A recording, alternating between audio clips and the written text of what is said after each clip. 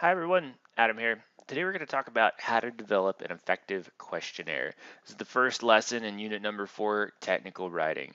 Let me tell you, it is a very specialized type of writing, and you may be asking yourself, why do I need to learn how to write a questionnaire? Isn't it just as simple as writing a question and putting a question mark at the end of it? Is in fact not. That is, you're wrong. And also, there's a lot of times in your life, moving forward in your career, where you may need to collect information from a fairly large amount of people in a systematic way to be able to make decisions in your business or your organization. So you may want to know the attitudes of farmers towards a particular regulation. You may want to just have something as simple as a customer satisfaction survey about, the new seed variety that you put out last fall. You may want to know the habits of park goers. You may want to know the perceptions of the public about the conservation efforts conducted in a particular area. So there's a lot of reasons that you may want to know, how to write a questionnaire later in life. And I will tell you that it is deceptively simple. People think, again, like I can write questions. No, you cannot. It's very difficult, and that's what we're going to teach you today. So our objectives for today is we want to differentiate between what a survey and a questionnaire is. Those are, in fact, very different things. We want to talk about and explain the usefulness of questionnaires, also how to design them, and then finally conclude with a couple different formats of question that you can use in your questionnaire, because yes, no questions are unacceptable, and you don't get to make up your own formats. So first off, let's get this out of the way. There is a difference between surveys and questionnaires. And people sometimes struggle with this, including educated people that work at the university. But they are, in fact, very different things, and you will be very special for knowing the difference between the two. So, a survey is the methodology that you're using to collect data. It falls under the category of descriptive research. A questionnaire, on the other hand, which is what we're learning how to write, is one instrument that you might use to conduct a survey. So if you want to have a survey of, Virginia Tech students about their, attitudes towards the food on campus, you could have a questionnaire, or you could also have a focus group. You could, interview 100 students. There's any number of things. Questionnaires are again just one instrument, but they're really good for these reasons. You can survey groups of any size. That's probably the biggest thing, and get a lot of useful data in a relatively easy way. Interviews and focus groups are very labor intensive. Questionnaires take a lot of work, but once it's done, and you can administer it to as many people as you want. Here's a caveat though. Questionnaires are designed to assess opinions, attitudes, practices, also beliefs, perceptions, etc. They're not intended to get a right answer. And I'll give you an example of this. Is something I'm telling you this because your peers in previous semesters have really struggled with this. So it's an example. This is not the worst one, but the one that jumps out to mind right now. There was a group that surveyed 50 people on Facebook about their perceptions of robotic milking machine use on dairy farm. And like 80% of people said that they thought it was safe, that they thought it was efficient, that they thought it was like better than manual milking or whatever.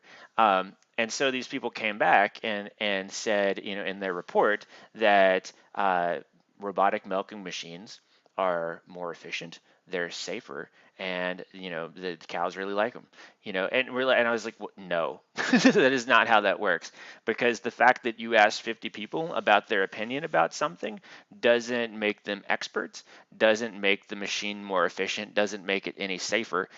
It just said what that tells you is that 84% of people think these things, and so you need to make that distinction between reality and what people think. And that's one of the big limitations of survey research, is that you are relying on self-reported information. So another funny example is that if you were doing a questionnaire and you asked, Adam, do you consider yourself to be attractive? I would be like, yes, I'm so good looking. But objectively, if you could observe me, you would find that maybe not so much. And so that's just something to keep in mind. If you're trying to find out, whether the robotic milking machine is most efficient, you probably want to measure the the amount of milk. You don't want to go out and ask 50 people what they think. But if you want to find out 50 people's attitudes, beliefs, perceptions, then this is the right instrument. So great, let's move on. So now we're going to talk about the process by which you plan the questionnaire. Step one is always determining an objective. You don't start just randomly writing questions. First, you need to ask yourself, what is it that I want to find out? Is it, I want to determine the attitudes of farmers towards particular pesticide regulation? Do you want to determine the perceptions of certain population towards the Keystone XL pipeline? So any number of things. You need to decide on what this is up front because it's going to guide everything from here on out. The second thing is that you need to determine the mode of administration. So like, are you going to have paper and pencil? Some things about this one is that it's cost effective because paper and pencil is pretty cheap, but the response rate's usually low because people don't like filling stuff out in paper. It's actually one of the big problems that we have with the spot survey for those TAs that aren't part of the online one that you do. Sometimes, you get administered paper ones. Very few people turn those in. It's really interesting. So web and email based, this is, I feel like, the way to go. It's cost effective. You get a higher response rate. A lot of the platforms that allow you to send it will also allow you to do some basic calculation too, so it's all right there in one place. But some people, depending on the population, it might not fit them. So like if you were going to send a survey via the web to octogenarians, which are 80-year-olds, they might be really suspicious of that and be like, no, where's my paper and pencil? And so a combination sometimes can be more effective, but it is more labor intensive. The second thing that you need to consider as a group, thinking in your group, is determining the sampling methodology, right? And so this is thinking back to FATP. Who is my audience? Like, who do I want to send this to? And some people would say, like, oh, farmers. I'm like, well, what are farmers? Like, like, is that everybody on Farmers Only? Probably not. So, you need to think like more specific. So is it farmers in the New River Valley? Or do you want a specific type of farmer, like corn farmers in the New River Valley? I don't even know if we grow corn here, but you see what I'm getting at. You want it to be as specific as possible so that you can determine who your audience or population is. All right, so moving on. So consider you're going to write a couple objectives, remember, and then you want to consider what each objective measures, and then you want to have 3 to 5 questions per objective. All right, here's why we do this. Imagine that I saw you in the hallway and I said, hey, how's it going? And you were like, great. And I was like, okay, and then moved on. But you're not really great. Deep inside, you're hurting, and I can see that. So I continue asking questions. I'm like, how was your day?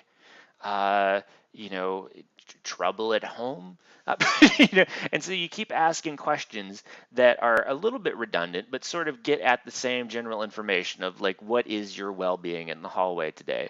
And then whenever I piece those 3 or 5 questions together, I get a much better understanding of your, well-being in the hallway on that particular day than if I just asked you straightforward, how's it going? And then you said yes, and then I moved on, because very few people are going to be like, no, and then break down crying. So you need to have, a couple questions for each objective. That's why we do that. Those are also called constructs, by the way. But you do need to find a balance in how many questions you have, because you want to have long enough to obtain the necessary information, but short enough so that respondents don't lose interest and not complete your survey, because an incomplete survey is no good to you. And I will tell you that I once went to 4-H camp and had to administer a customer satisfaction survey to 8 to 12-year-olds that was 200 questions long, and it was right before free swim. And that's an example of what not to do and how to get invalid data. All right, so now we're going to break here and come back in the next video and talk about the types of questions.